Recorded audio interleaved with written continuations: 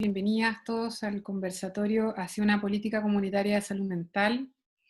Les doy la bienvenida en nombre de Nicolás Chongut, que es el director del Magíster en Psicología Social de la Facultad de Psicología de la Universidad Alberto Hurtado. Nicolás es la mente tras este conversatorio.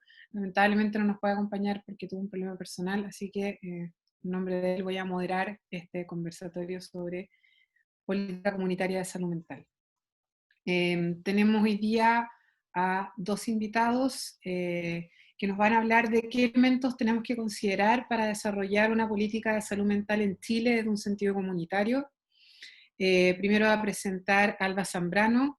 Ella es académica y directora del Departamento de Psicología de la Universidad de la Frontera, presidenta del Consorcio de Carreras de Psicología del CRUCH y miembro de la Sociedad Chilena de Psicología Comunitaria.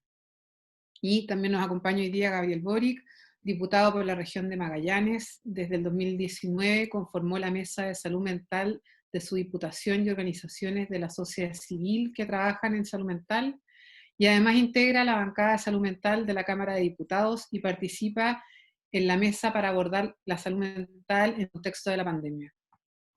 Entonces, bueno, les dejo la palabra entonces a Alba. Muchas gracias por estar hoy día con nosotros, Alba. Hola, buenas noches. Estoy tratando de compartir la presentación.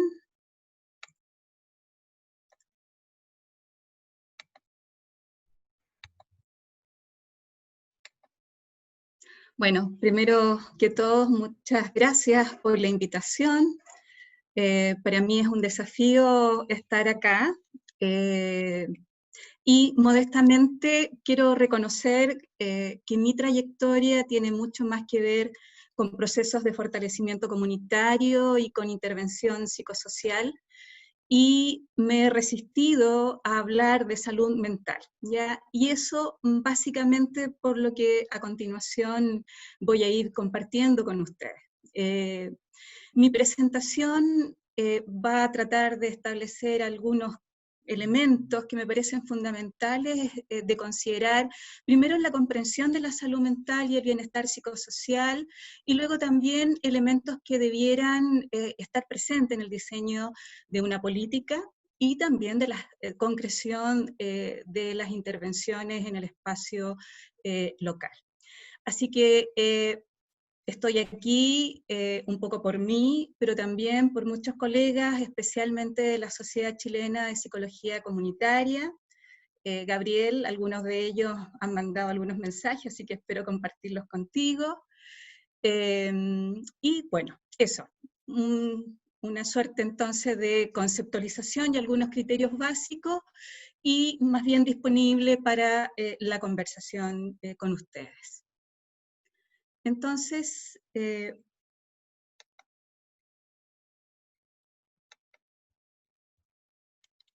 quiero simplemente aportar algunos elementos, ¿no es cierto? Y básicamente una mirada de una subdisciplina de la psicología.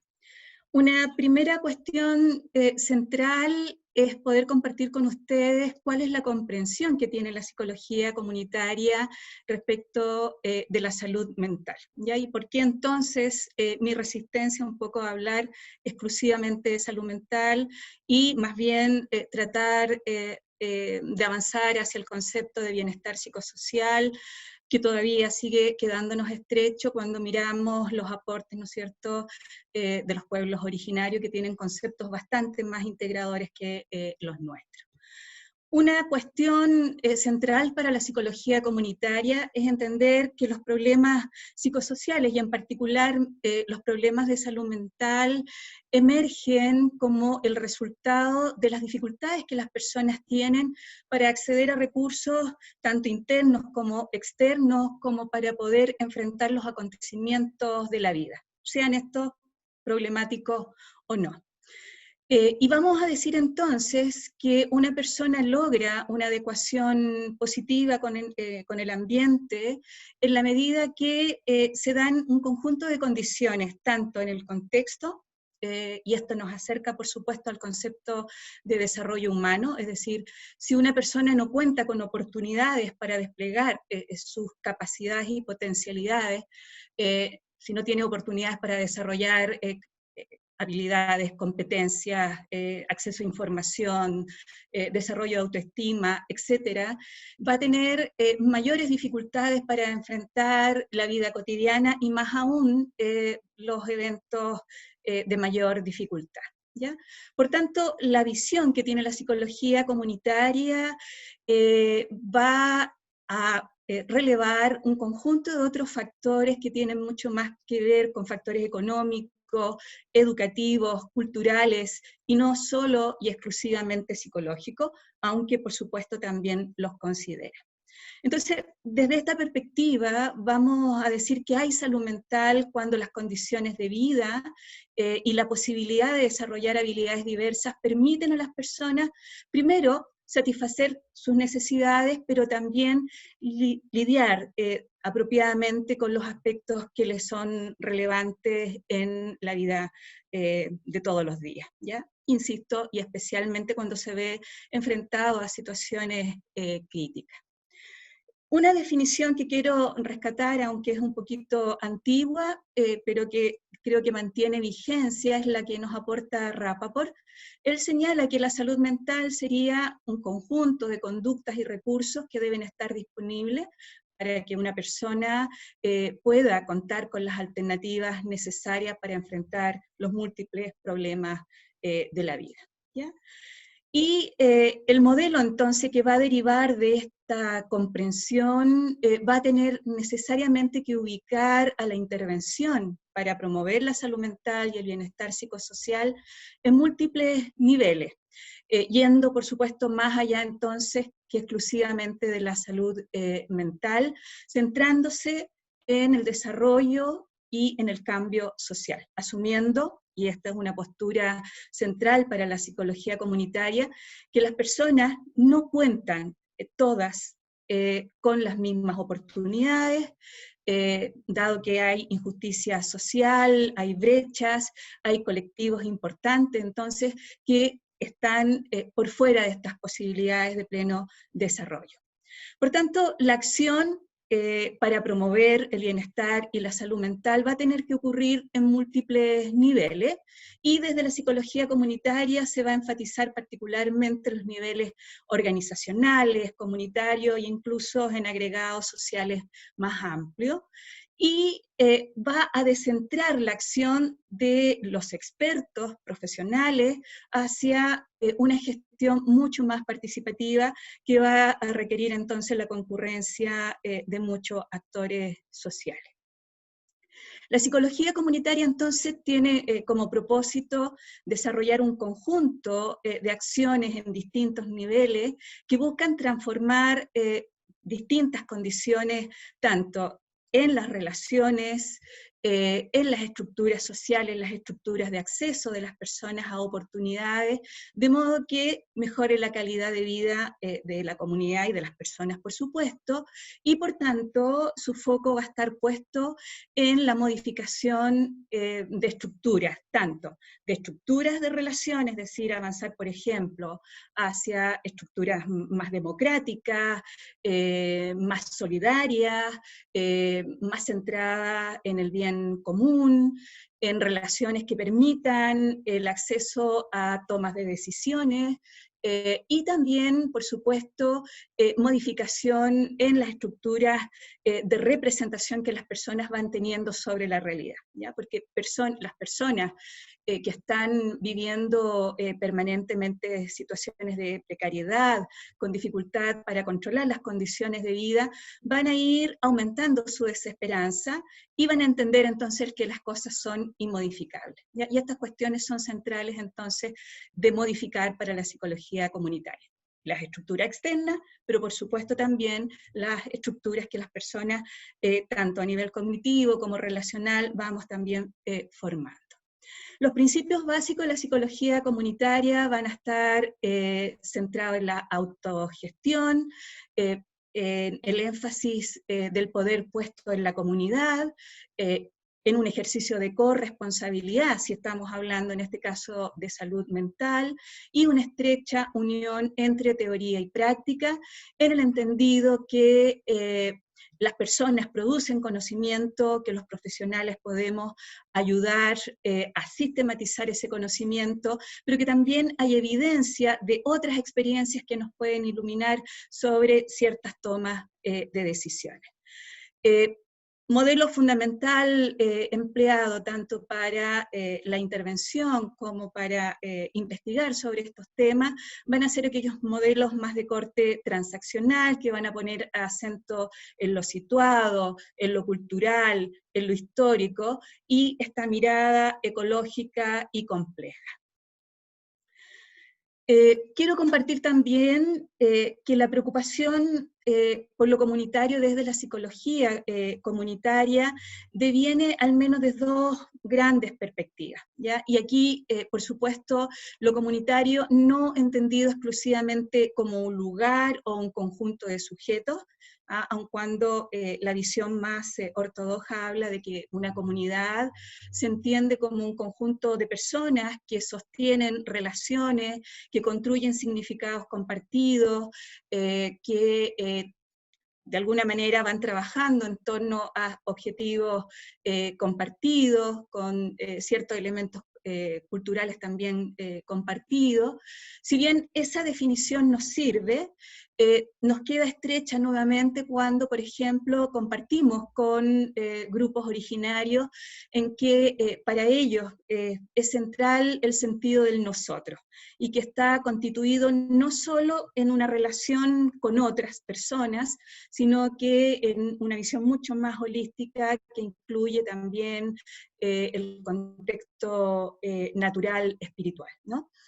En ese entendido, entonces, por un lado, nos va a situar en un espacio con unas ciertas características en donde debiera ocurrir la acción para promover el desarrollo, el bienestar y la salud mental, pero también desde la psicología comunitaria, lo comunitario es un valor, es un horizonte, nos indica que muchas veces, tal como ocurre en las sociedades contemporáneas, vamos a tener más bien que favorecer procesos que ayuden a construir comunidad, más que pensar en una comunidad como un dato previo.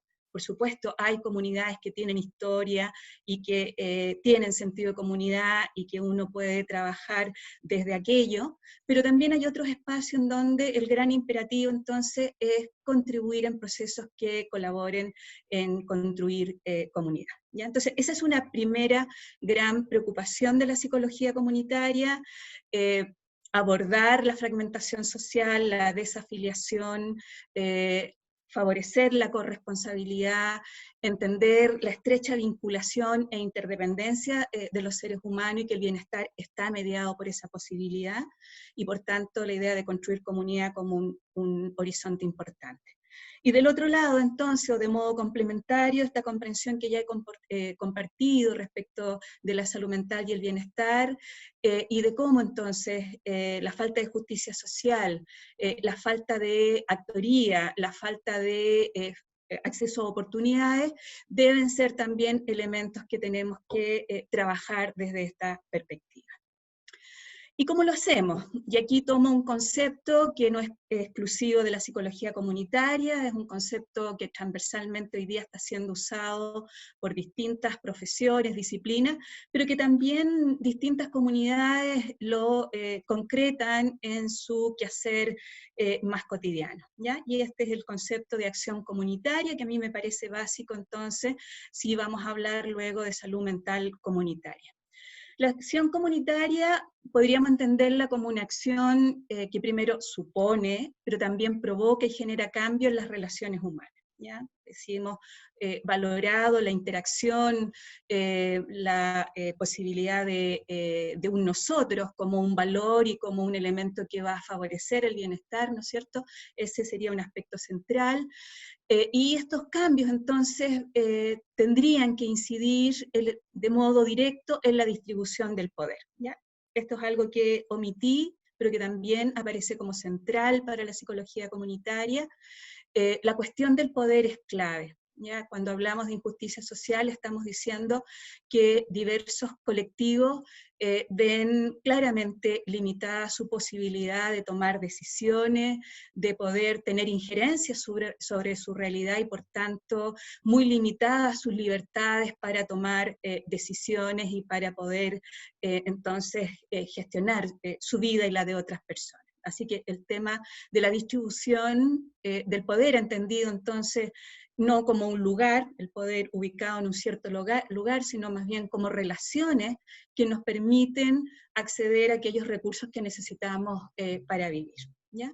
Ahora, la acción comunitaria supone consensuar objetivos con ese colectivo con el que estamos trabajando, y para ello tenemos que pactar significados, cuáles son las necesidades, qué es lo que queremos cambiar, por ejemplo, qué estamos entendiendo por salud mental, qué estamos entendiendo por bienestar psicosocial o bienestar social, y una de las metas centrales entonces es la transformación social, ¿ya? Ahora, yo sé que la palabra transformación social suena bastante lejana, utópica, bueno, esa utopía la mantenemos, pero cuando hablamos de transformación social estamos señalando cómo cambiamos nuestras estructuras cognitivas, cómo cambiamos nuestras relaciones cotidianas, cómo cambiamos las redes, cómo las hacemos más interdependientes, más colaborativas, y por supuesto, si podemos avanzar en los niveles de toma de decisión hacia la construcción de una política,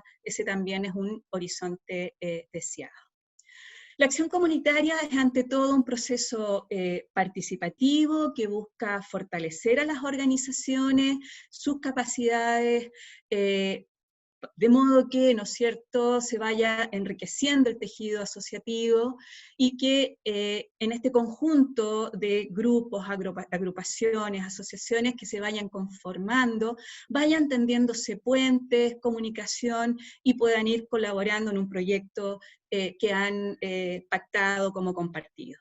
Pero esta participación necesariamente tiene que ser organizada, ¿ya? Siendo el eje central la constitución de grupos en torno a estos proyectos comunes, que son todo un desafío, toda una construcción, cuando estamos viviendo, ¿no es cierto?, momentos que incentivan más bien la privatización, la desafección de lo público, etc.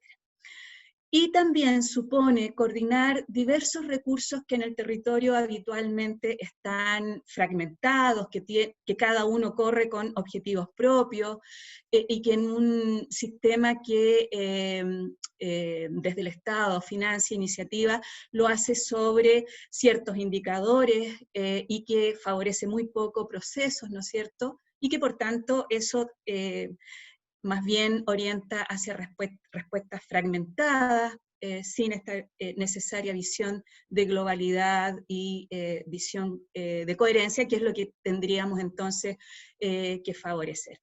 Y un elemento también central es que tendríamos que avanzar en ir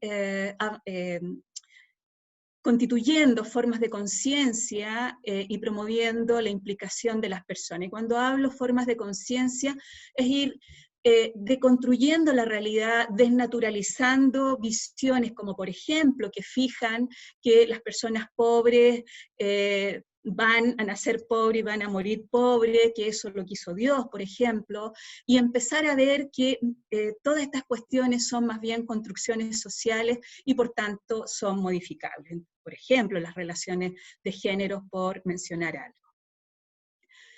La salud mental, entonces, no la podemos entender desligado del bienestar social y también debe estar asociando las necesidades individuales con las necesidades colectivas, con la necesaria garantía y promoción del respeto a la diversidad y fundamentalmente también el resguardo de la justicia social, ¿ya?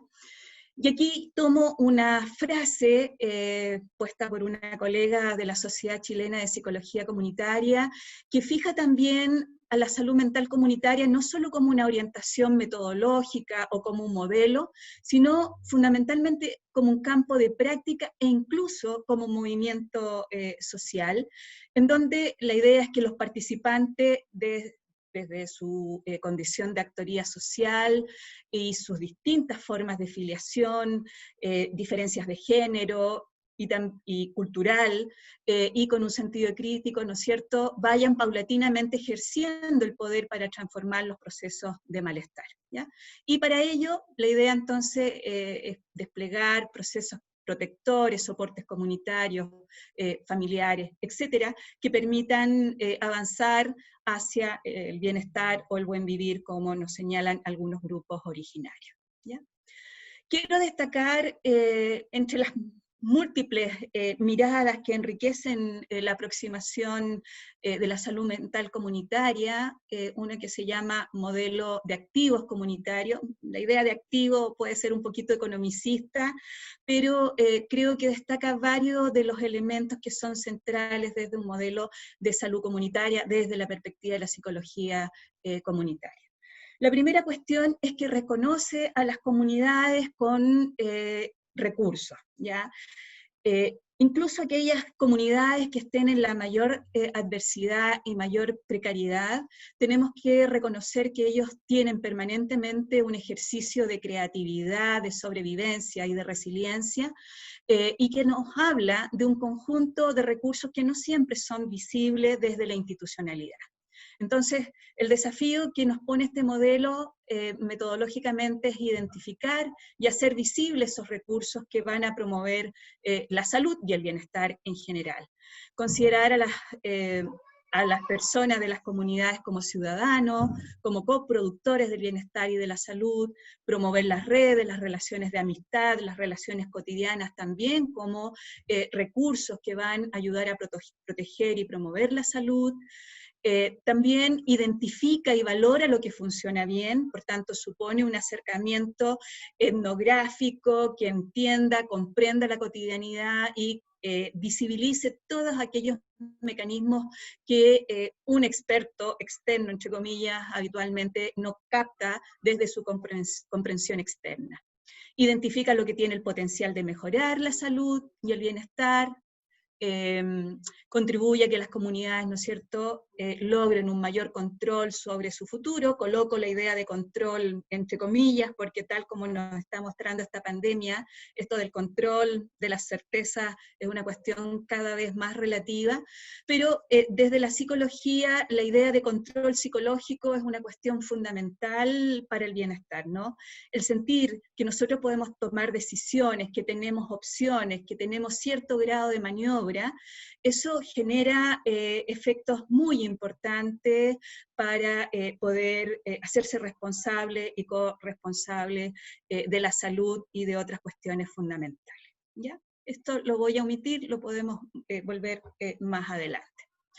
Bueno, lo que yo estaría postulando, y en esto creo recoger también las reflexiones que hemos hecho con otros colegas, es la necesidad de avanzar hacia un enfoque que, relevando todos estos valores y orientaciones metodológicas que ya he enunciado, asuma fuertemente el componente territorial, desde lo que cada barrio, cada grupo entiende por su territorio, por su espacio de convivencia. Y por tanto, en un modelo de salud mental comunitaria tendríamos que trabajar a varias bandas. Esto sería una suerte de torta de 1000 hojas, en donde en un primer nivel tendríamos que trabajar aspectos mucho más vinculados hacia la acción orientada al fortalecimiento comunitario, la dinamización de las organizaciones comunitarias, desarrollo de la capacidad comunitaria, identificación de estos activos comunitarios que ya refería, y entonces generar procesos que permitan la toma de decisiones, la organización, la participación. Y un conjunto de iniciativas que las propias comunidades ya tengan o que puedan fortalecer para potenciar el bienestar. A esto debiera sumarse otras capas que obligaría a toda la red interinstitucional a dialogar con este mundo de la vida, el mundo cotidiano, prestando o reforzando algunas iniciativas que permitieran, por ejemplo, garantizar prácticas que favorezcan hábitos saludables, promover algunos comportamientos que favorezcan la prevención, generar apoyos puntuales que vayan siendo requeridos según las particularidades que se destaquen en ese territorio. Y luego equipos especializados que ya estarían operando en un nivel secundario o terciario, atendiendo con recursos mucho más específicos, malestares también mucho más concretos, y que para el caso, por ejemplo, de personas que tengan trastornos de salud mental de mayor complejidad, vinculen ese ejercicio más especializado con el vínculo con distintos recursos comunitarios. ¿Ya? Aquí estoy pensando en la experiencia que Alcino ha generado. Ellos son un servicio más bien que presta atención a nivel terciario, pero ellos trabajan con un conjunto de otras entidades públicas, distintas asociaciones del mundo civil, para articular recursos que son necesarios para que las personas tengan las condiciones para su inclusión social y comunitaria, cuestiones básicas como trabajo, acceso a salud, en general, acceso a redes de apoyo, a uso de tiempo disponible con distinta oferta cultural, etc. ¿Ya? Algo que vemos generalmente en el territorio es esta suerte de desagregación de distintos servicios, y esto lo digo particularmente porque mi ejercicio profesional ha estado más bien en el campo de la intervención psicosocial, y vemos, por ejemplo, que la población adolescente accede a salud mental exclusivamente cuando tiene problemas de adicciones o cuando son adolescentes infractores de ley. En general, los adolescentes tienen muchas barreras para acceder a los distintos sistemas que podrían estar apoyando la salud mental, ¿no es cierto? Y entonces, vemos que toda la intervención psicosocial se hace cargo más bien desde los paradigmas de control social. Muchos de los programas más bien dependen del Ministerio del Interior, por ejemplo, eso da un mensaje. Entonces un chiquillo que ha tenido vida adversa y que ha tenido exposición a distintas situaciones traumáticas y que por supuesto está teniendo dificultades en el campo de la salud mental, termina conductualmente transgrediendo normas, y eso es atendido en otro campo, con otro paradigma, y privatizando, por supuesto, la solución y también las causas de esa dificultad. ¿Qué quiero decir con esto? Que tendríamos que avanzar hacia una mirada mucho más holística, poniendo énfasis en la promoción del bienestar, y que cuando hay malestares en sus distintas vertientes, y algunos de ellos les podremos poner etiqueta desde la salud mental, no mirar a esa persona exclusivamente desde de ese síntoma o de esa etiqueta, sino mirar las distintas trayectorias que ha tenido y cómo ese sujeto también eventualmente está siendo atendido desde distintos dispositivos. ¿Ya? No sé si estoy siendo suficientemente clara, pero podemos volver sobre esto. Lo que quiero decir entonces es que una respuesta en salud mental no debiera exclusivamente derivar desde los dispositivos de salud, así como la intervención psicosocial tampoco debiera exclusivamente estar de cargo, por ejemplo, del Servicio Nacional de Menores, bueno, que ahora desaparece, o desde el SENDA, sino que debiera haber una integración de servicios que estuvieran centrados en el bienestar o en la salud mental. ¿Ya? Algunas orientaciones básicas, y también podemos luego volver sobre esto, y esto se ha recogido en base a una discusión que hemos tenido con colegas de la Sociedad Chilena de Psicología Comunitaria. No podemos pensar la salud mental comunitaria sin pensarla desde una lógica de los derechos humanos. Aquí, si no están garantizados los derechos fundamentales de las personas, difícilmente entonces podemos trabajar en resolver problemas de salud mental o promover problemas de salud mental. Una persona que está en procesos de rehabilitación por adicción, por ejemplo, sí, ha vivido todo el proceso de rehabilitación, entre comillas, pero luego no tiene posibilidad de tener un trabajo digno, una vivienda digna, ser considerado en sus ejercicios ciudadanos básicos, no nos sirve entonces el trabajo, o el alcance del trabajo es bastante poco, ¿no? También tenemos que priorizar un enfoque culturalmente sensible, entender lo que es importante en cada espacio, pero también deconstruir los significados que tiene como la salud o el bienestar, respetando la cosmovisión entonces que un grupo puede tener, así como también la autonomía para generar resguardos, protecciones o formas de vida que sean respetuosas de esa visión cultural sobre el bienestar, el buen vivir, etc. La promoción de redes locales, pero redes locales que no deben exclusivamente quedarse en el mundo del sistema, porque lo que yo veo en los distintos dispositivos, tanto en salud mental como en el marco del trabajo en la intervención psicosocial, es que los profesionales más bien tienden a recurrir a las redes institucionales para apoyar a su trabajo, pero poco y nada las redes comunitarias, las redes que son relevantes subjetivamente para las personas en el cotidiano, porque siempre van a ser más difíciles de abordar desde nuestras propias experticias, ¿ya? Entonces ahí como nos descentramos, sin lugar a duda necesitamos articular redes institucionales, pero tenemos que revalorizar y mirar desde la perspectiva de las personas cuáles son las redes que son importantes para ellos. Promover la autogestión. Alba, Sí, estamos en el tiempo. termina. Sí, Ok. gracias. Bueno, y también la participación y el empoderamiento y la coordinación de cuidados que tienen que ver con esta articulación entonces de distintos servicios que están promoviendo el apoyo en distintas dimensiones para las personas que viven distintas dificultades. Bien, lamento, no estoy en mi casa, así que los ruidos no son muy administrables por mí. Muchas gracias por la paciencia. Muchas gracias, Alba. Entonces ahora le damos la palabra a Gabriel Boric para que nos pueda contar qué elementos tenemos que considerar para desarrollar una política de salud mental en Chile desde un sentido comunitario.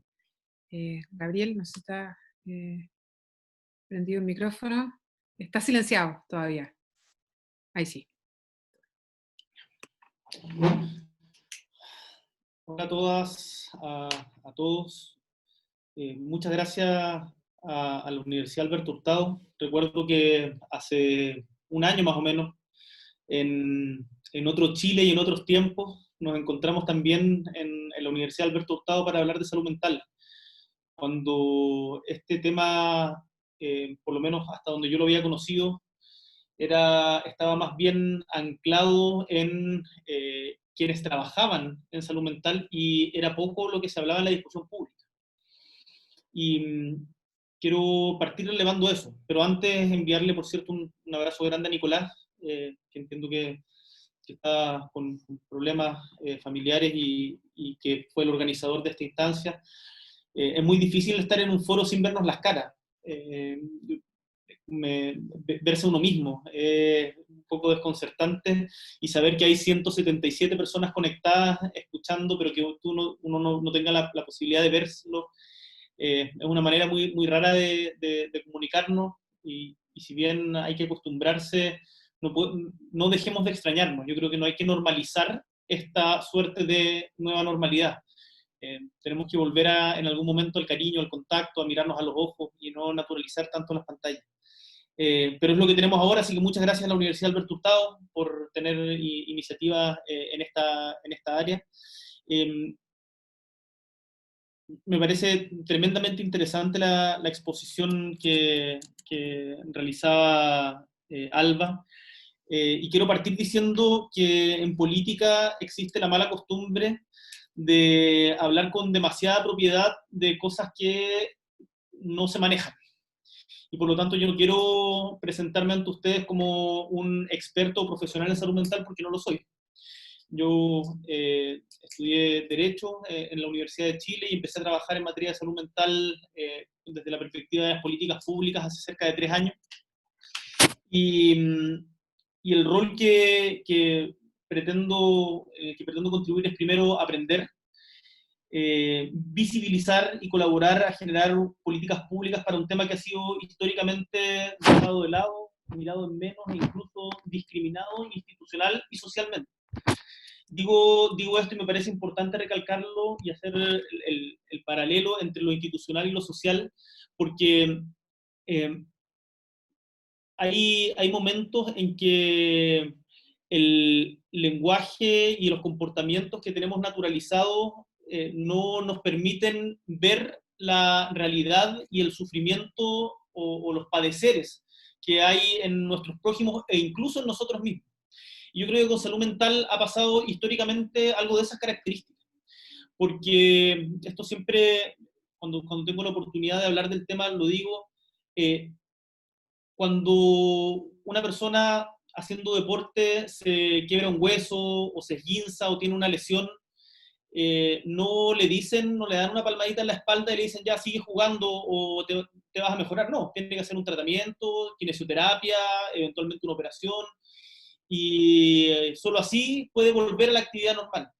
Pero sin embargo, con los padecimientos vinculados a la salud mental pasa algo que es bien particular, que están con una suerte de segunda escala y que pertenecen muy al ámbito íntimo, y la gente te dice, bueno, sigue adelante nomás, tienes un problema, pero que no se ve un hueso, no se ve un hueso roto, no se ve una piel sangrante, y sin embargo el padecer está ahí y es muy real.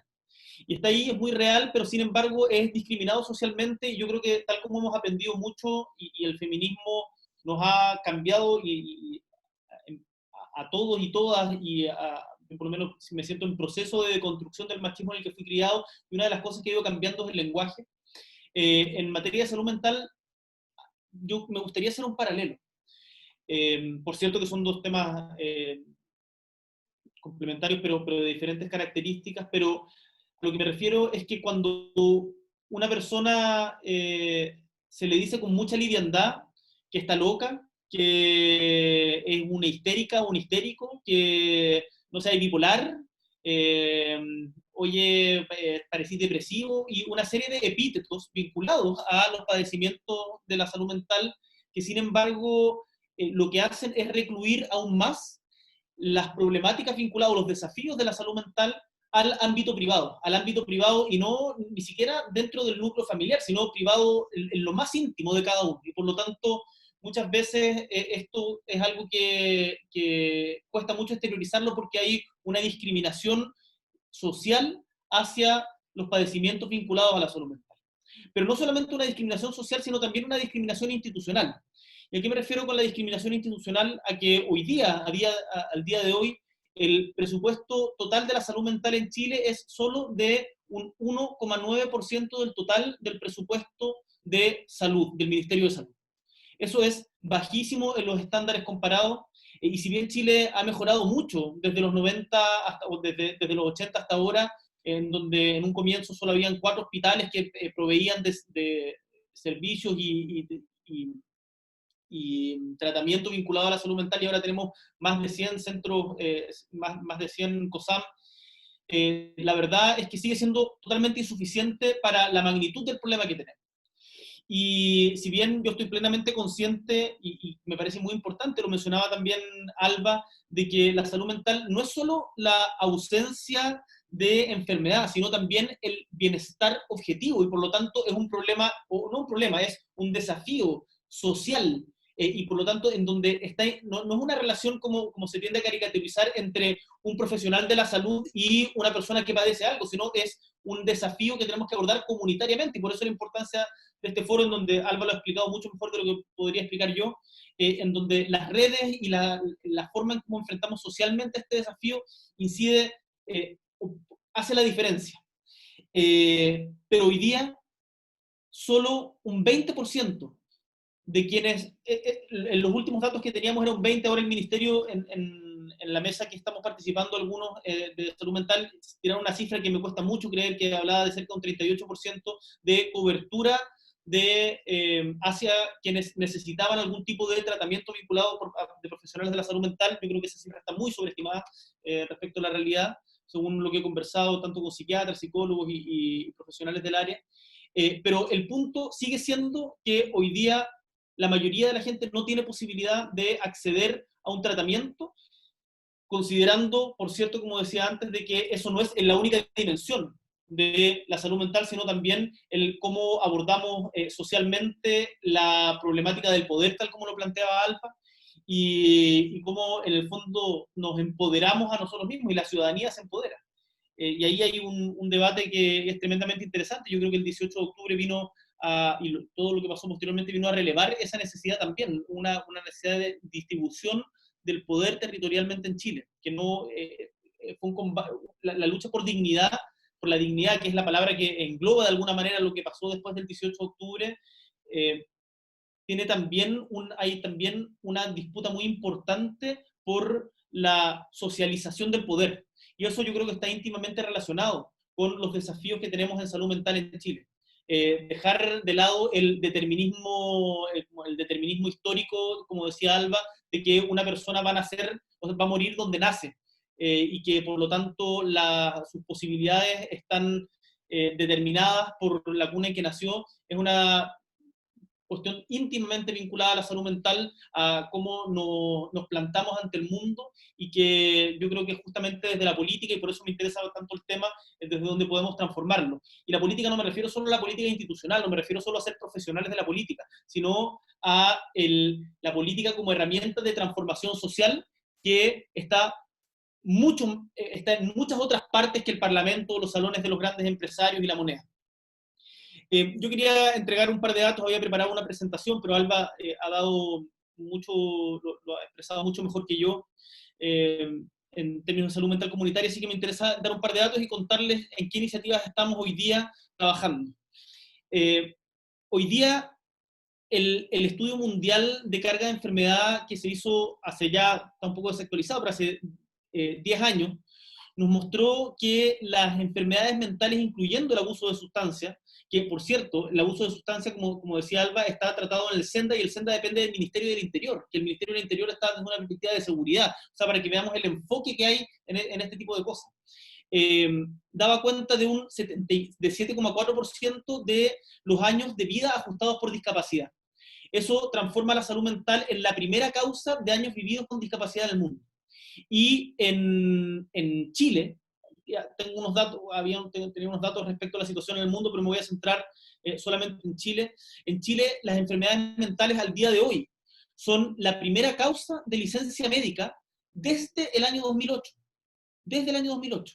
Y representan el 23% de la carga de enfermedad. Las estimaciones que se han hecho por parte de quienes trabajan en la materia es que el 36% de la población va a tener a lo largo de su vida algún padecimiento vinculado a una enfermedad mental. Y sin embargo, como les comentaba antes, hay una discriminación institucional que yo creo que podemos enfrentar, y si visibilizamos más el tema, si hacemos la presión suficiente, si adquirimos los conocimientos y unimos fuerza en esto, podemos mejorar. El gasto en salud mental en los países de la OCDE ha ido en aumento y representa entre el 5% en los que están más bajos y el 18% en los más altos del gasto total en salud. Y en Chile solo se destina, como les contaba antes, al presupuesto de hoy, un 1,9, un 1,98% para ser exacto.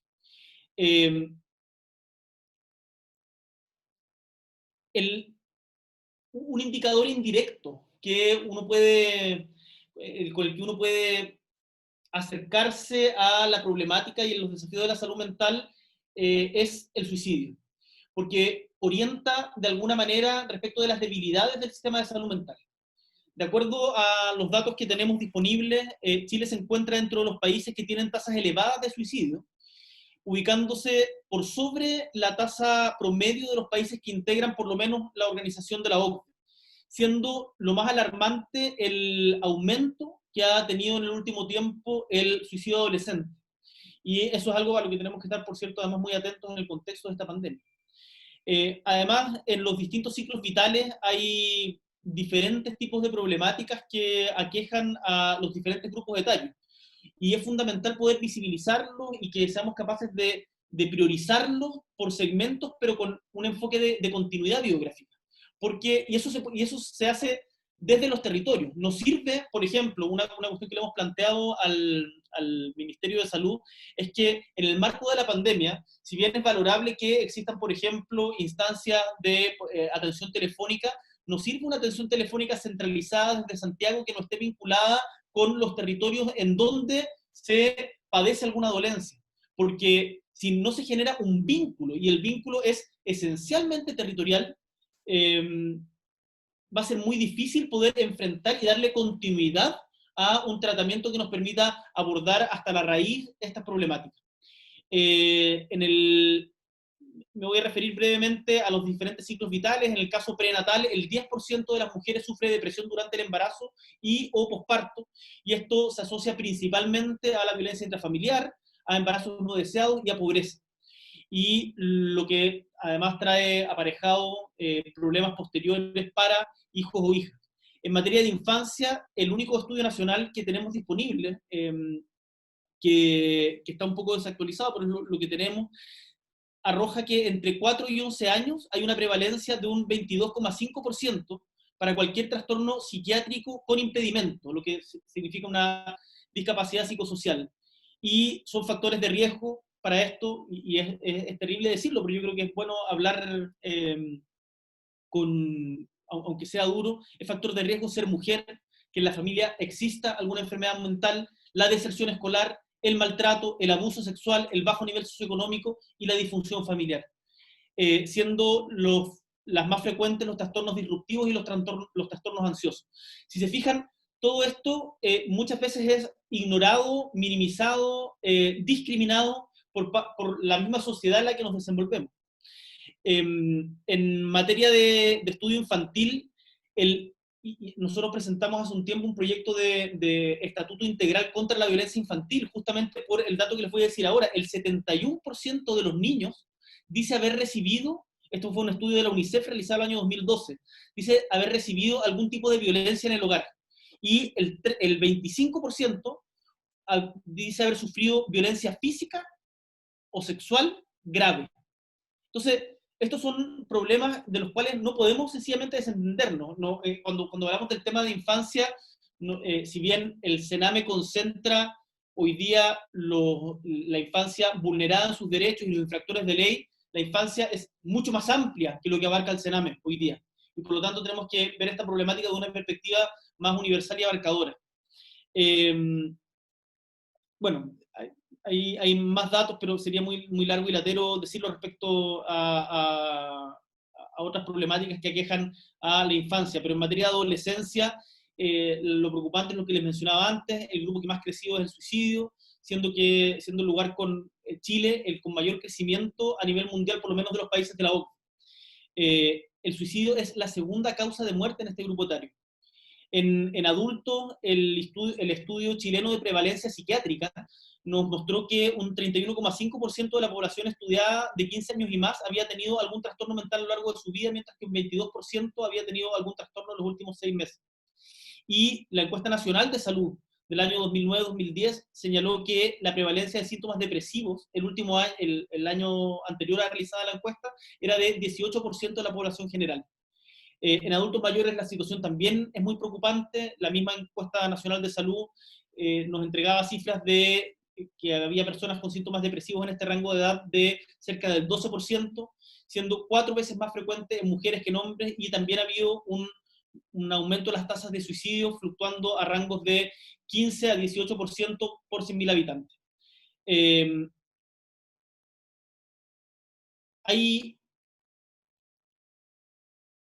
¿Cuál es la situación que tenemos en Chile hoy día respecto al tratamiento? Y después voy a tratar de ponerme un poquito más propositivo para terminar con esperanza.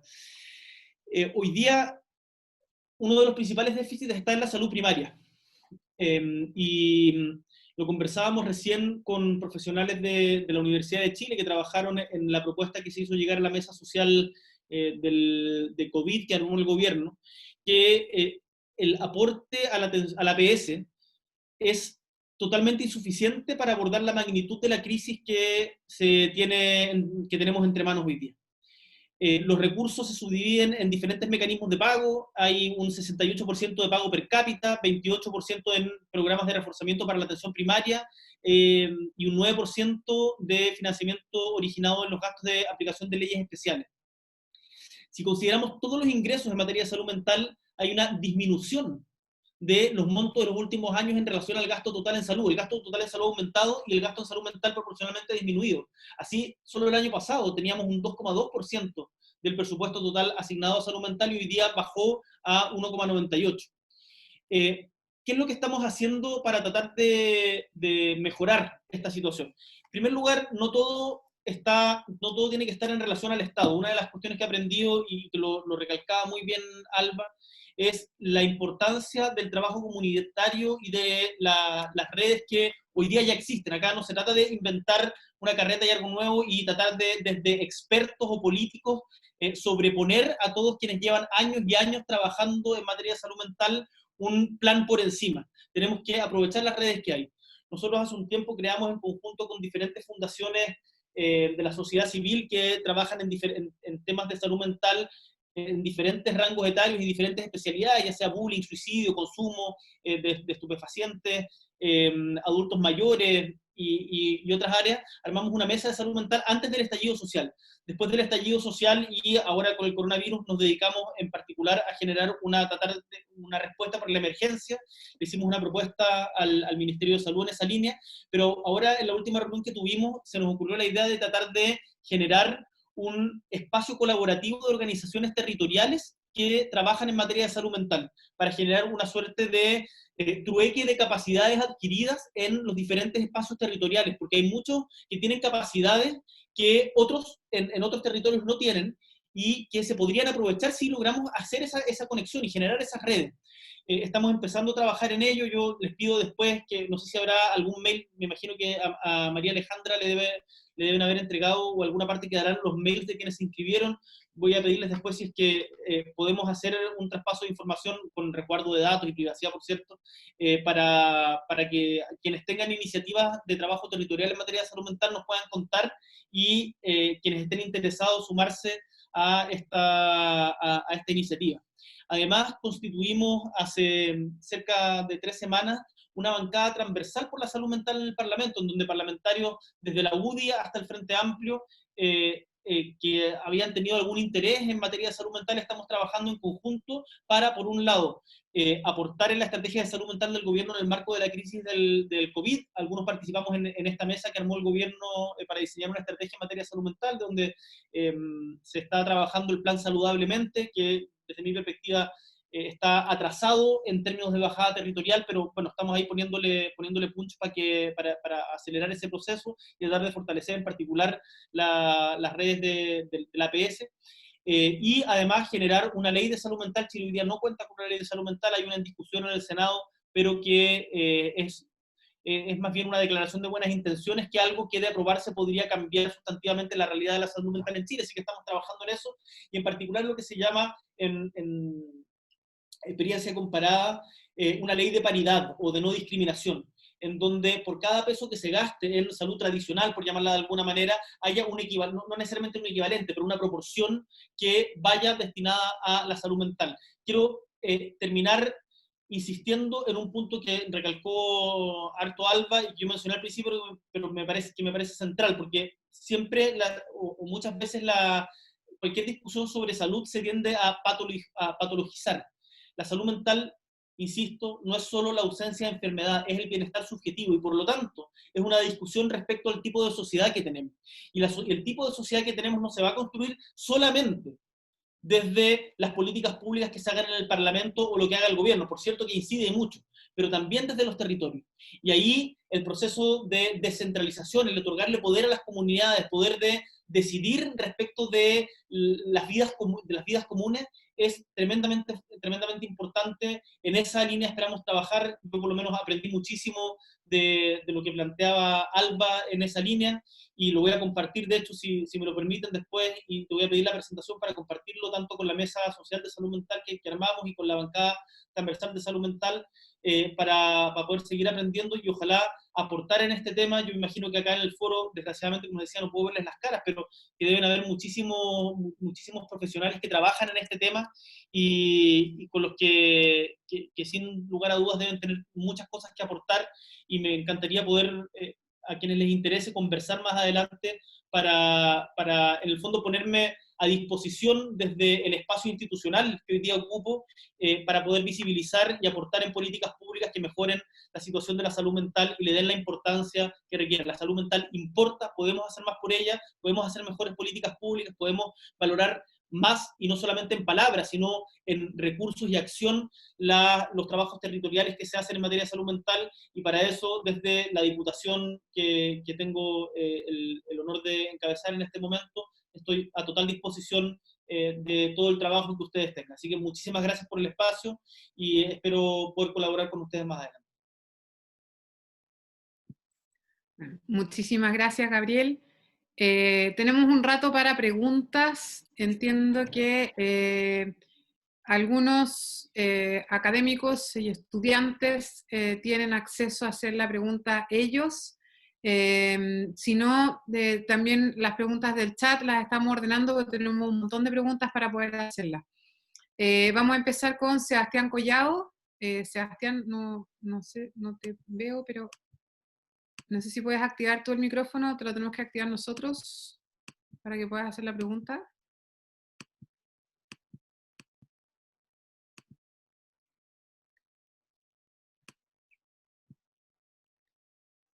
Javi, ¿veía a Sebastián?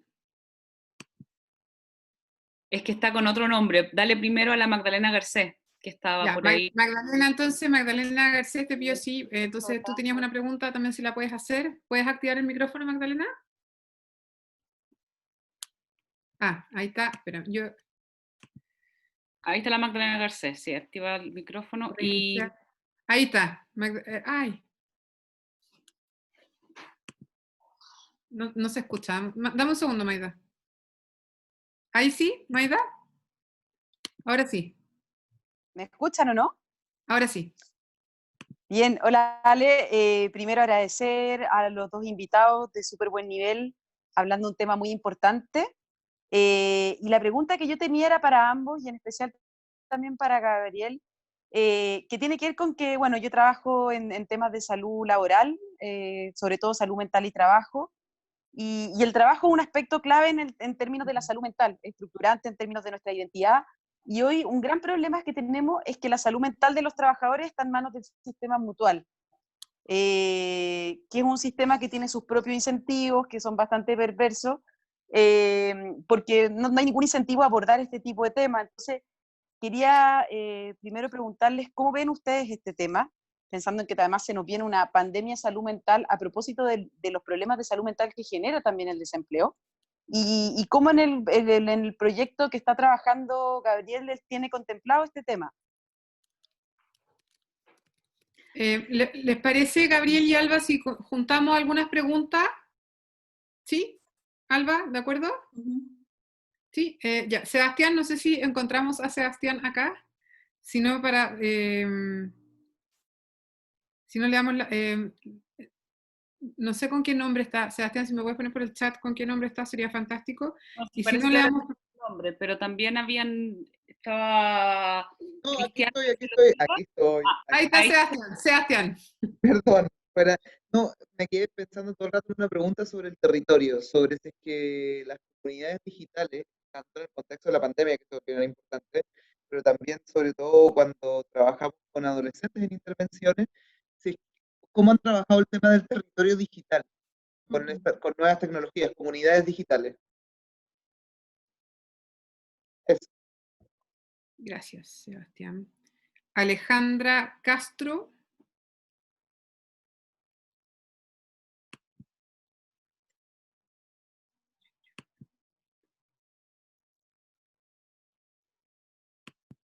¿Se escucha ahí? ¿Sí?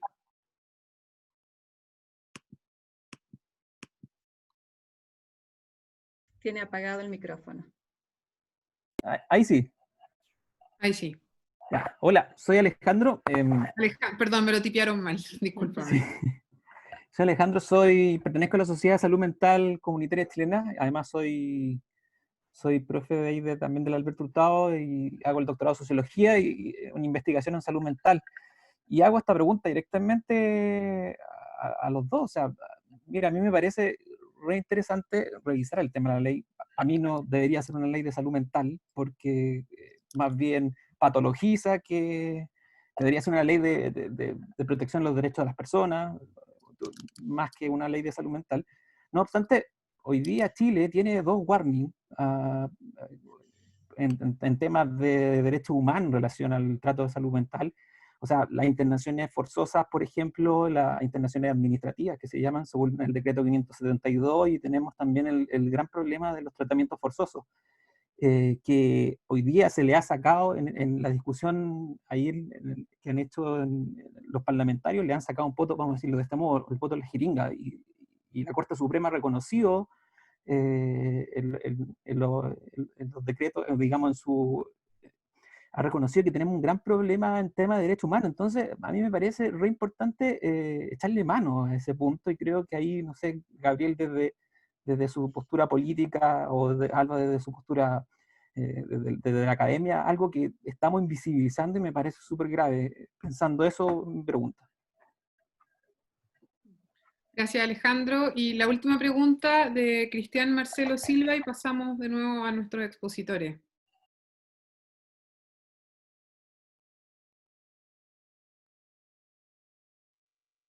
Ahí tienes audio, Cristian. Hola. Hola. Te escuchamos. Ahí se silenció. ¿Ahí? ¿Sí? Ahí se escucha. Ah, bien, gracias por darme la posibilidad de hacer una pregunta. Bueno, yo había escrito ahí en el chat con que finalmente, y de alguna manera, los diagnósticos de la sociedad y las desigualdades que se han generado en nuestro país se evidencian más aún hoy día en este tema de crisis, y ese diagnóstico lo tenemos claro, y yo creo que lo tenemos claro todas las personas que hemos trabajado durante muchos años en el tema de salud mental comunitario, 50 años por lo menos. Yo creo que estamos con estas mismas desigualdades que se han ido inclusive generando aún más. Entonces, este tema de la ley de salud mental, el tema de cómo los diputados, cómo los senadores pueden influenciar para que Hacienda de alguna otra manera empiece a tomar en cuenta lo que se necesita, que es finalmente tener un financiamiento acorde a un país desarrollado y tener un financiamiento acorde a las dificultades que tenemos. Entonces, mi pregunta directamente a eso: ¿cómo vamos a lograr mantener la esperanza de este Chile que despertó si no tenemos plata para hacer trabajo comunitario? Muchas gracias. Le damos la palabra entonces a Alba y a Gabriel para que contesten las preguntas. A ver, no sé si voy a cubrir todo, pero aprovecho de enfatizar algunas cosas que me parecen importantes. Bueno, claramente, y eso también se recoge en los comentarios de ustedes, el problema es el modelo de desarrollo que tenemos, y ahí tenemos pendiente un tremendo trabajo todavía. Y el problema de lo comunitario y el trabajo comunitario no es un problema exclusivo de salud mental. ¿Ya? Yo vuelvo a decir que cuando hablamos solo y exclusivamente de salud mental, atomizamos, porque el ejercicio en el territorio, hecho por incluso varios programas de distintos ministerios que llevan el apellido de psicosocial, o cada vez menos, por supuesto, comunitario, finalmente no es comunitario, porque se vuelve a entender desde ese ministerio específico que lo comunitario entra por salud, entra por el tema económico, o entra por cualquier otro espacio. Entonces, yo creo que ahí necesitamos, no sé cómo, probablemente sea poco práctico, pero quienes trabajamos en el territorio, nos aparece que cuando se piensa fragmentadamente, ¿ya? Y no se entiende lo comunitario como la vida cotidiana. Para las comunidades indígenas, el acceso a agua, una cosa tan básica, poder decidir si establecen un cordón sanitario y se protegen, autonomía entonces es la prioridad. y así, cada comunidad tendrá sus respectivas prioridades. Entonces, el cómo ponemos lo comunitario, primero como valor, y luego como ejercicio metodológico en el centro, ese creo que es un desafío transversal para toda la política pública, que es bastante poco viable si no modificamos cuestiones sustantivas del modelo. ¿Ya? Yo trabajé un buen tiempo en el FOSIS, en las primeras generaciones de programas, y yo creo que ahí se hizo un intento bastante honesto por aplicar enfoque comunitario en el territorio, pero bueno, luego la política chica en el territorio, peleándose un poco las lucas, terminó por romper esa posibilidad, ¿ya? Pero han habido ejercicios interesantes, pero que se han quedado sectorialmente fijados en ciertas áreas, y creo que habría que deconstruirse con eso y pensar más bien foco territorio, lo comunitario, ¿ya? Y ahí me aprovecho de esta pregunta de las comunidades digitales. Hoy día compartimos, bueno, sobre lo comunitario y la comunidad podemos problematizar mucho conceptualmente, pero lo sustantivo que hoy día compartimos es que, si bien el territorio para ciertos grupos, particularmente para los grupos indígenas, es un sine qua non para definir que se es comunidad, lo que para nosotros, en el mundo occidental, sería más gravitante, tiene más que ver con el sentido compartido, con las relaciones, con los objetivos compartidos, y eso sin lugar a duda es absolutamente viable hacerlo mediante el mundo virtual, ¿sí? Bueno, tiene otras aristas el tema, pero sin lugar a duda uno puede reconocer todo el apoyo que se puede brindar a través de ese mecanismo. Hoy día, con todas las limitaciones que tiene, nos hace posible seguir funcionando. Se están haciendo intervenciones remotas, lo está haciendo habilidades para la vida en el espacio escolar, lo está haciendo el mundo de las clínicas psicológicas, haciendo atención individual o familiar, entonces eso está, ¿ya? Y en relación a lo de las mutuales, bueno, allí hay toda una reflexión, la gente de la Católica de Valparaíso ha hecho toda una reflexión en torno a cuáles son las implicancias, bueno, y probablemente ustedes también, implicancias del mundo del trabajo, sus consecuencias. Y bueno, la mutual entra en escena como entra un psicosocial con adolescentes infractores de ley, o como entra un programa de adicciones. Todo es en función de tareas específicas, de ciertos indicadores, que te hace distraer la atención de lo fundamental. ¿Ya? Yo creo que ahí se ofrece un buen potencial. Yo como funcionaria UFRO he tomado varios cursos en la mutual, me han dicho que están preocupados por mi salud, uno puede criticar el formato, hay algún tipo de apoyo, pero eso tiene límites, sin lugar a dudas, ¿no? Pero creo que se repite la forma en el mundo del trabajo, en los otros espacios, y con eso no le estoy restando valor al mundo del trabajo, pero yo creo que ahí transcurre parte importante de nuestra vida, y creo que uno de los espacios de mayor afectación hoy día, bueno, hay muchos espacios de afectación, pero sin lugar a duda, el tema laboral hoy día es tremendo, y está teniendo implicancias importantes en nuestro bienestar y en nuestra salud mental.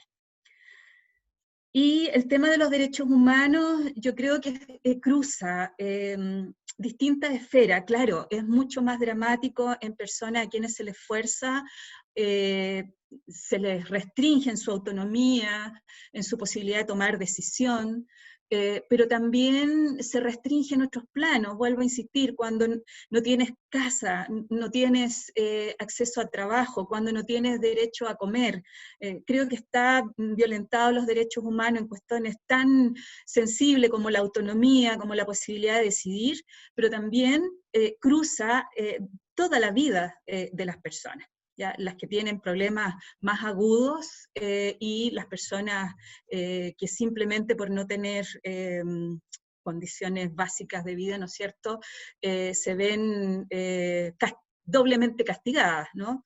Y eso en todo plano. Los chiquillos, por poner algo, porque es lo que más conozco yo, los que más se criminalizan son chiquillos que viven en condiciones de pobreza. Un 8% de chiquillos vienen de esos espacios. Y está probadísimo que la infracción de ley es cometida por los adolescentes de todas las clases sociales. Y eso termina ocurriendo en todos los temas. En todos los temas terminamos a una persona que tiene un problema de salud mental más agudo, castigándolo por también vivir en contextos de adversidad o pobreza. Entonces, los derechos humanos están violentados en distintas esferas y en distintos momentos. Eso por ahora. Muchas gracias. Gabriel. Quiero partir pidiéndole a Ale Castro, que habló, que no le entendí la pregunta, si puede repetir como el punto específico que había preguntado, porque no le capté para poder responder bien. Mira, básicamente hoy día tenemos hay una discusión gubernamental, ustedes la tienen, sobre el tema de un punto que es súper álgido en tema de salud mental, que son las personas que tienen diagnóstico psiquiátrico y que son hospitalizadas en contra de su voluntad, y en muchos casos eso en términos estrictos viola los derechos humanos de las personas que tienen los derechos a libertad, por ejemplo. Entonces, en ese contexto, hoy día Chile, el Alto Comisionado de los Derechos Humanos, el 2018, le hace un llamado de atención al gobierno chileno a propósito de eso, y la Corte Suprema responde diciendo que Chile no ha sido capaz de trabajar esa materia a propósito de la internación administrativa para personas que tienen diagnóstico psiquiátrico. Hoy día el decreto 552 del año 2000 se deja claro que cualquier persona puede hospitalizarse en contra de su voluntad. Eso países más avanzados como Inglaterra lo tienen solucionado, ¿me entendí? Lo tiene discutido, pero Chile hoy día ni siquiera ha tocado el tema. Bien, voy a partir respondiendo esa pregunta, y creo que eras tú también, no recuerdo si eras tú también el que lo mencionó, respecto de la necesidad o no de tener una ley de salud mental y que esta patologiza o contribuye a la patologización de la salud mental. Yo estoy de acuerdo en que, en primer lugar, hay que evitar la patologización de la salud mental. Lo mencioné en la exposición, y por lo tanto lo que se conoce como ley de salud mental, porque es una cuestión que está en el Senado hace varios años, y que de hecho yo no alcancé a verlo en mi periodo mientras he estado en la Cámara de Diputados, y pasó hace mucho rato, creo que tiene ese defecto, y es más que una ley de salud mental, es una ley que está enfocada en una suerte de declaración de intenciones respecto a los derechos del paciente. Y por lo tanto está enfocada desde una visión solo de vínculo entre una persona enferma y un profesional que lo atienda, o sea, además una lógica vertical. Yo creo que esa ley es mala, creo que es una mala idea. Creo que además, si bien puede tener buenas intenciones declarativas, y que de hecho aborda parte de lo que tú dices respecto de la prohibición, como lo hacen otros países, la eliminación de hecho de hospitales psiquiátricos probablemente tal, y de la prohibición de internar a personas en contra de su voluntad, pero creo que es una ley que tiene el problema que tú dices, que patologiza, tiene el problema que es absolutamente vertical, tiene el problema que además de aprobarse no cambiaría sustantivamente mucho en lo que está pasando, porque lo que se necesita es, y ahí estoy de acuerdo con lo que planteaba Alba y una de las personas que habló antes, se requiere un cambio de enfoque, pero los cambios culturales no nacen de las leyes, es más bien al revés. La cultura y la sociedad es la que termina empujando para que el Parlamento reaccione. El Parlamento vive en una burbuja que es bastante terrible y termina achatando incluso las voluntades de cambio. Entonces, yo creo, y creo que a nosotros nos ha pasado, y es una de las autocríticas que tenemos que hacer y pensar cómo reinventarse desde esa perspectiva. Pero la ley de salud, yo por eso pienso en una ley de salud mental en términos mucho más pragmáticos, que aborde el tema de los recursos. Y el resto tenemos que empujar cambios culturales desde los territorios, por cierto, entregar mayores derechos prohibir los hospitales psiquiátricos en la lógica en la que están, en esta lógica vertical en la que están pensadas, y eso podemos abordarlo en materia de ley, y el tema de financiamiento. Pero el cambio sustantivo, radical, en materia de cómo enfrentamos la problemática de salud mental en Chile, va a venir también por un cambio cultural que no necesariamente pasa por que un grupo de políticos se sienta a escribir una ley. Sino por cómo visibilizamos el tema, cómo lo trabajamos en los territorios, cómo le damos mayores recursos a quienes lo trabajan en los territorios, y por eso me parece tremendamente destacable las iniciativas. Algunas se mencionaban acá, a mí me ha tocado conocer varias en diferentes regiones del país, en Copiapó, en Concepción, en Magallanes, en Valparaíso, que trabajan en materia de salud mental, y ahí yo creo que tenemos que centrar nuestros esfuerzos. Ahora, dicho esto, todo esto requiere un cambio de enfoque, y quiero hacer un paralelo con lo que se planteaba con la discusión que hemos tenido respecto de la infancia. Hace poquito logramos una cuestión que ha sido muy discutida y resistida por parte del gobierno, que es que en el marco de la desaparición del Sename como tal y la creación de dos instituciones paralelas, el Servicio de Protección y el Servicio de Reinserción, aprobamos cuando se aprobó el Servicio de Protección un artículo transitorio para que no entrara en función hasta que esté aprobada la Ley de Garantías de la Niñez. Que lo que hace la Ley de Garantías de la Niñez, la gracia que tiene, no quiero legalizar todo, pero en algunas materias es importante, es que justamente cambia el enfoque. Cambia el enfoque desde la actitud como paternalista reaccionaria o reactiva, que finalmente termina siendo hierática muchas veces en el caso de los niños, niñas y adolescentes vulnerados, infractores de ley, a un enfoque de derechos. Un enfoque de derechos y de autonomía progresiva que es muy resistida por los sectores más conservadores de nuestra sociedad. Y otorga un marco de acción mucho más... ¿cómo decirlo? Otorga un marco de acción en donde empodera mucho más a los actores que tienen trabajo territorial respecto a justamente materia de infancia. Yo creo que en salud mental tenemos que avanzar en esa dirección. Ahora, eso no significa que todo vaya a ser de la nada horizontal, y me gustaría, a propósito de eso, responder una de las preguntas que vi por ahí de alguien que preguntaba, un señor Ibáñez, si no me equivoco, no lo pillo ahora, pero lo hacía a propósito de, él se refería despectivamente al acuerdo por la paz. Se olvida que gracias a la movilización del pueblo, lo que hacía la pregunta en relación a cómo se condice la necesidad de empoderamiento en materia de salud mental con actitudes políticas tales como el tomar decisiones que no representan al pueblo. Yo creo que hoy día hay una crisis profunda de la idea de representación. Y la crisis de la idea de representación está llevando a que hay una disociación tan grande entre la realidad y el discurso oficial que la representación se vuelve feble, se vuelve poco concreta, se vuelve no representativa. Y si no logramos reivindicar la política como una herramienta de transformación social, al final terminamos cayendo en algo que yo me imagino que todos en este espacio criticamos también, que es una lógica tremendamente individualista, en donde cada uno conversa consigo mismo o con quienes están de acuerdo con uno, pero no hay un diálogo entre quienes tienen experiencias diferentes o quienes tienen posiciones diferentes. Me iba a referir al tema del acuerdo constitucional, pero creo que escapa demasiado al marco de este foro. Si quiere, el señor que lo preguntó, lo podremos conversar en otro momento y me puede escribir para ello. Respecto a las mutuales, alguien preguntó sobre las mutuales.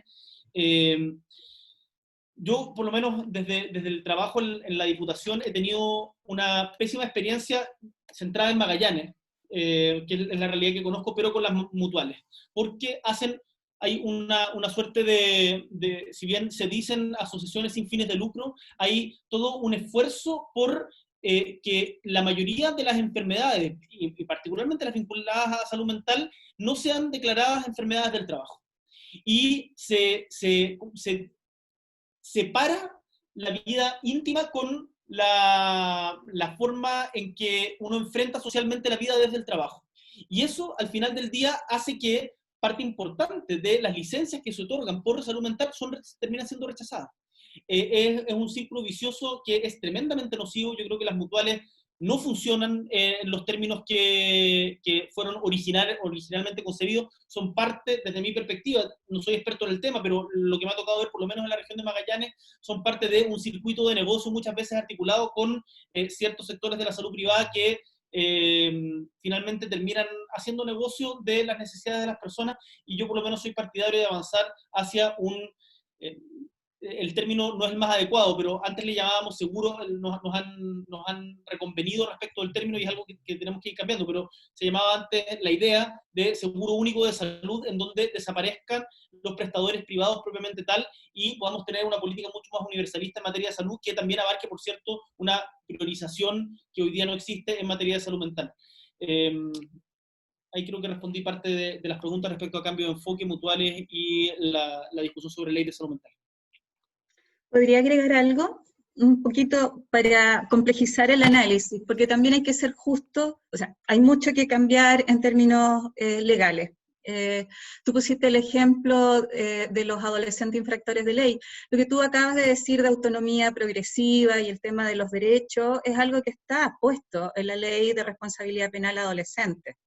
Así también en el trabajo de salud mental, a partir del modelo comunitario en los territorios, si uno mira las orientaciones técnicas, aparecen un conjunto de elementos que si fueran aplicados avanzaríamos bastante. Yo no estoy negando con esto que hay que avanzar en términos de legislatura en montones de aristas, pero lo que quiero decir es que en el discurso, en las orientaciones técnicas, y en algunas leyes hay avances. El problema es que siempre generamos engendros, como que hay una orientación comunitaria, pero privatizamos la forma en que se financia. Y los indicadores no son de proceso, son por actividad o son por personas atendidas. Entonces, si tú financias a alguien por tener, y vuelvo a poner, perdón, los adolescentes infractores de ley porque es lo que más conozco, tú le pagas a una entidad por tener más adolescentes infractores de ley, y no, por el contrario, incentivarlo en la medida que disminuya la prevalencia en un territorio, es como en un colegio subvencionado. Tú no estás premiando la calidad, estás premiando que un chiquillo vaya. Misma cuestión en salud, se le paga a una entidad por ejecutar acciones, y sabemos, por ejemplo, en el campo de la patología dual, la persona va a ir, venir, va a desistir, necesitas un tipo de trabajo, de una complejidad, de un ir haciendo enebres tan complejos, y en esto, recogiendo la voz de las personas que trabajan en el terreno, alguien puede estar tremendamente convencido del valor de lo comunitario, la importancia de una relación de ayuda que acompaña a las personas en el proceso, convencida de que lo comunitario es respuesta, pero a cada uno de esos interventores le toca urdir todo. Y finalmente se termina usando el capital social de ese trabajador social, de ese psicólogo, de ese antropólogo. Oye, guachito, por favor, recíbeme a tal persona, mira, yo lo voy a estar viendo. Y entonces no hay un ejercicio de ciudadanía, porque no hay garantía de derechos humanos. Entonces hablamos de reinserción o hablamos de inclusión cuando el trabajo se hace exclusivamente con el sujeto que vive el problema. Y ahí nuevamente volvemos, ¿cuál es nuestro concepto de lo que hay detrás? Le ponemos una etiqueta fea, pero finalmente se lo endosamos como responsabilidad a la persona o a la familia que lo vive, y no hay una corresponsabilidad. Entonces cuando hablamos de inclusión, cuando hablamos de recuperación, estamos diciendo acá tenemos que mejorar las capacidades, tenemos que trabajar sobre aquellos aspectos que están más débiles, potenciar aquellos recursos, pero eso no puede ocurrir en el vacío, tengo que hacer lo mismo en el espacio de las relaciones cotidianas, tengo que hacer lo mismo con las instituciones. Entonces allí, si no hay gente preparada para hacerlo, más allá solo y exclusivamente de la noción mental de que lo comunitario es lo otro, es el telón de fondo, sino que lo comunitario es también una experticia. Yo peleo, soy profesora en un magíster de psicología comunitaria. El trabajo comunitario, los vecinos de una junta de vecinos probablemente no tienen que aprender a hacerlo. ¿Ya? Ahí hay prácticas ancestrales, históricas, hay memoria colectiva. Pero los profesionales tenemos que hacer con rigurosidad ese trabajo, y yo creo que se vela poco por la rigurosidad. Entonces, varios planos. El cómo está tan desarticulada la oferta pública, entendida como un servicio usuario y no como un derecho humano fundamental garantizado.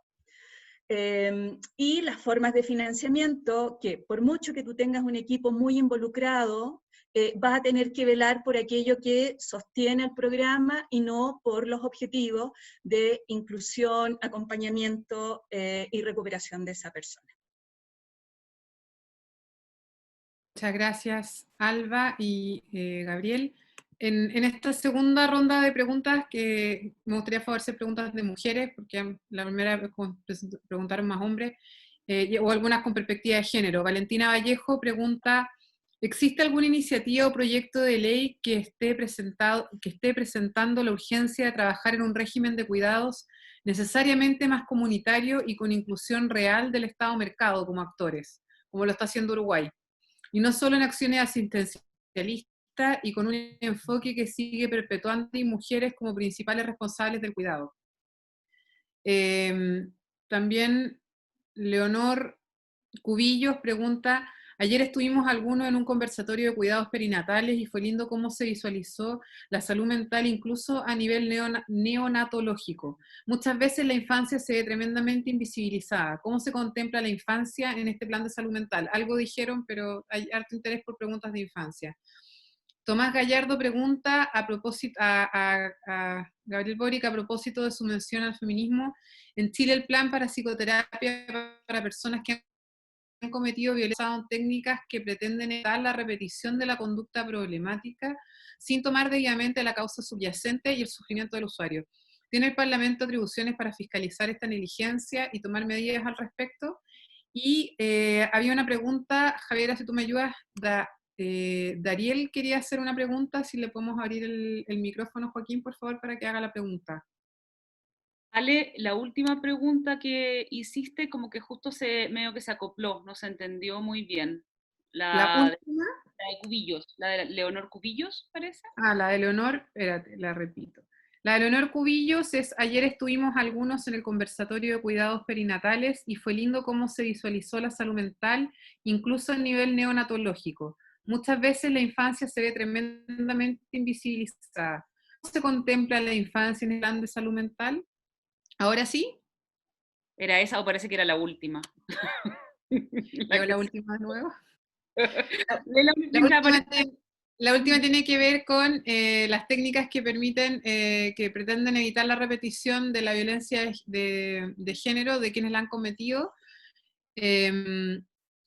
Justamente, que no se toma debidamente la causa subyacente y el sufrimiento del usuario. Si tiene el Parlamento atribuciones para fiscalizar esta negligencia y tomar medidas al respecto. Esa era la pregunta. Y Dariel, si le podemos abrir el micrófono a Joaquín, por favor, para que pregunte. Yo aquí la tengo. ¿Dariel? Hola. Sí. Hola, soy Dariel, soy educador popular dentro del área de salud mental, parte de la Red Latinoamericana de Derechos Humanos y Salud Mental, hablo desde Viña del Mar, de regiones. Quería preguntar, por un lado, sobre qué piensan de este proceso de proyecto de ley o de construcción de la ley de salud mental y cómo, bueno, no se está estipulado este cierre de psiquiátricos, como le mencionaba Gabriel, pero también no hay dispositivos sustitutivos ni un plan de creación o de fortalecimiento de las redes de atención psicosocial, como se hizo, por ejemplo, en Brasil con la reforma psiquiátrica. Entonces, ¿cómo ven ese proceso, ese camino? Y por otro lado, ¿qué piensan sobre la necesidad de crear espacios de cuidado, de acompañamiento en salud mental con los sobrevivientes de terrorismo de Estado desde la revuelta?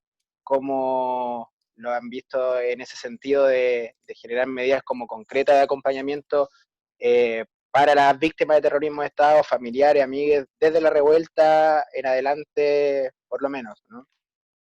Y eso. ¿Y qué opinan sobre y eso? Gabriel, Alba, no sé quién quiere empezar.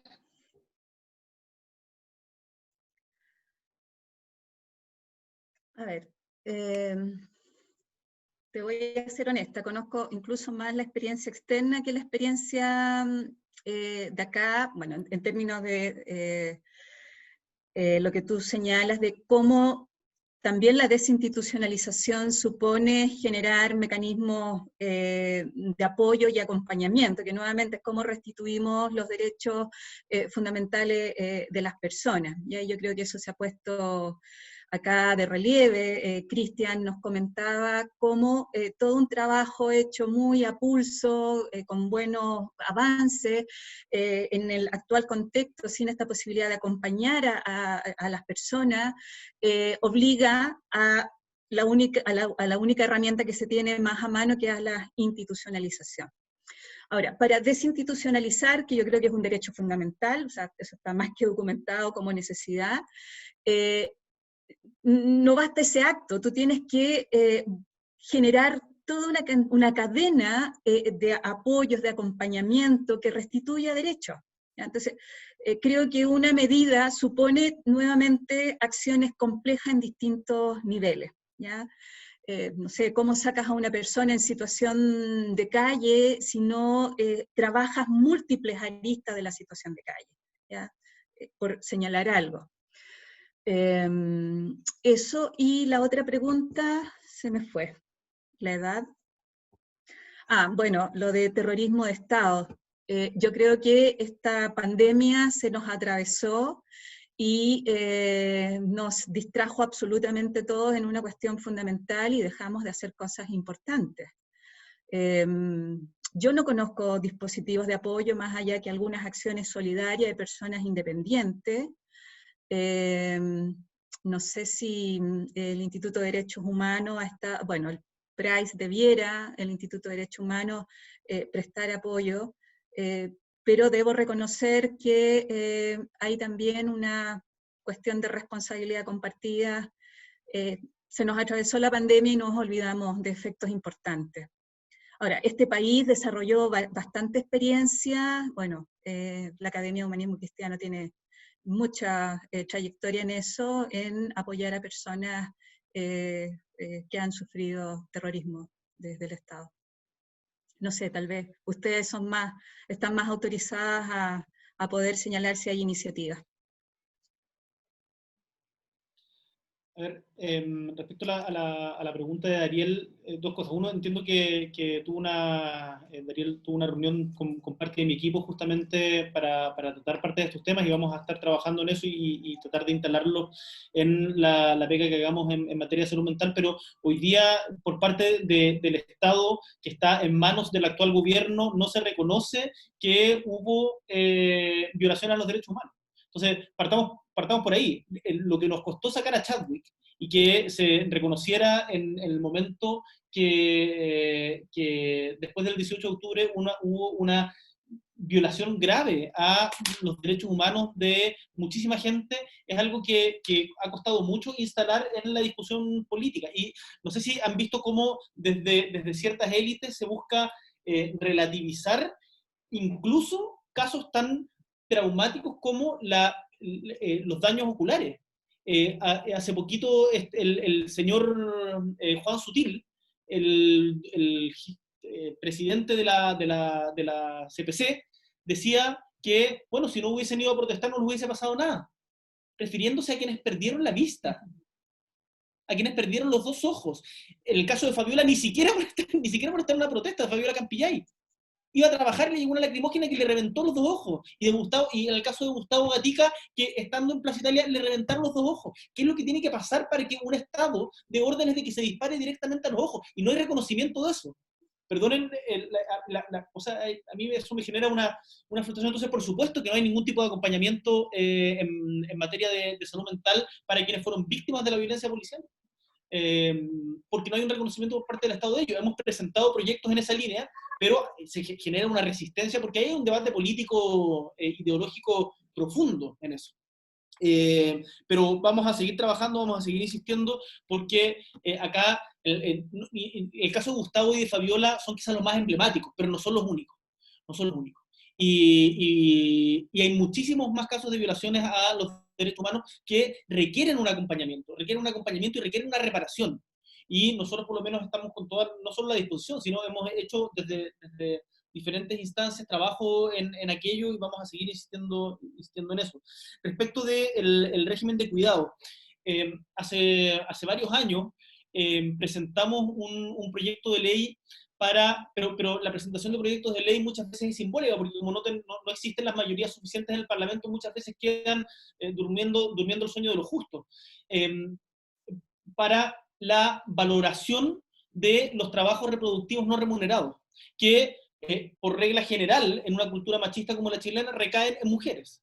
La mujer hoy día se encarga de la crianza, se encarga del cuidado de los enfermos, se encarga del cuidado de los adultos mayores, y por lo general, esa labor reproductiva en la que descansa la reproducción social no es remunerada. Por lo tanto, esa labor, la labor de cuidado no profesionalizada, desde nuestro punto de vista, debiera ser valorizada. Entonces, a mí me genera una rabia profunda cuando las FP dicen que la culpa de tener bajas pensiones, en el caso de las mujeres, es porque tienen muchas lagunas, porque no han cotizado, porque no trabajaron durante mucho tiempo. ¿Qué se creen? ¿Qué se creen? Bueno, yo hablo desde mi privilegio también, pero decir que las mujeres no han trabajado y por eso no tienen acceso a una pensión y que el problema no son las AFP, es justamente entregar el punto. Las AFP son parte del problema, no de la solución. Y necesitamos un sistema de seguridad social que integre una perspectiva de género, que se haga cargo de la realidad del machismo en nuestro país, y el machismo en nuestro país no es solamente la violencia física contra la mujer, por cierto, también lo es, pero no es solamente eso, es la violencia institucional, cultural, que se ha ejercido por parte de los hombres, en particular de los hombres, de los hombres en general, hacia las mujeres en nuestro país. Y eso requiere reconocimiento en términos de valor del trabajo. Entonces, hay proyectos en esa materia, se han presentado, pero ahora hace poquito se conformó la bancada feminista Julieta Kilwood, que está integrada por puras compañeras, por mujeres, y que está llevando adelante una agenda de género, pero hemos visto lo poco que le importa la agenda de género a este gobierno también. Los hechos hablan por sí solos. Yo creo que ahí hay mucha pega que hacer. Yo no me quiero atribuir una vocería respecto a ese tema porque sería muy barça de mi parte, pero no nos toca ser protagonistas de eso. Vamos a estar apoyando lo que podamos y aprendiendo.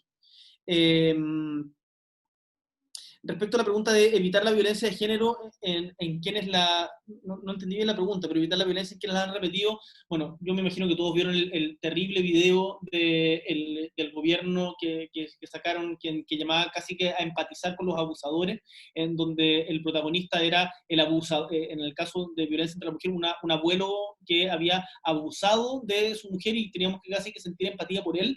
Y claramente no hay una conciencia en este momento de eso. Yo desconozco si hay algún proyecto de ley específico presentado en esa materia. Hay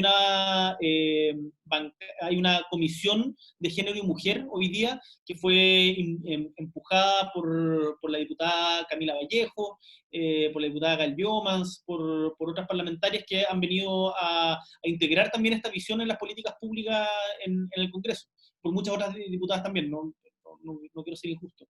Entonces, desconozco si hay un proyecto de ley en específico, pero no me cabe duda que es parte de la agenda que tienen estas compañeras que están planteando.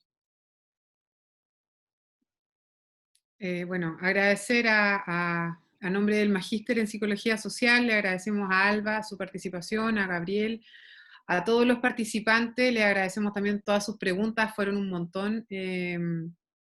Vamos a generar entonces un registro de correos de acuerdo a lo que pedía Gabriel. Estamos haciendo un montón de conversatorios, entonces están todos invitados de conversatorios de distintas áreas de la facultad, de distintos temas, desde nuestros distintos programas. Y eso, nada, bueno, agradecerle a todos su presencia y sus preguntas, entusiasmo y discusión.